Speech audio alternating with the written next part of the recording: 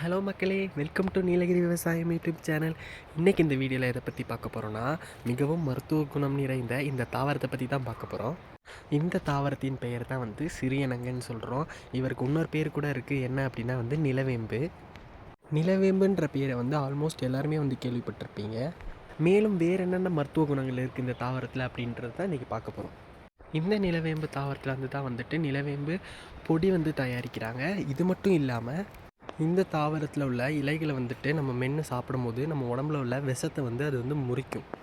எந்த மாதிரி விஷத்தை இது முறிக்கும் அப்படின்னா பாம்பு கடிச்சிருச்சு அப்படின்னா உடனே இந்த இலையை மென்று சாப்பிடும்போது அந்த விஷம் ரத்தத்தில் பரவாமல் இருக்கிறதுக்காக இதை மென்று நம்ம இந்த சாரை நம்ம முழுங்கணும். அப்போ பாம்பு கடிச்சதுக்கப்புறம் இதை சாப்பிட்டு மட்டும் இருந்துடலாமான்னு கேட்டால் கண்டிப்பாக இருக்கக்கூடாது. இதுக்கப்புறம் ஹாஸ்பிட்டல் போகிற டைம் வரைக்குமே நம்ம இதை சாப்பிடணும்.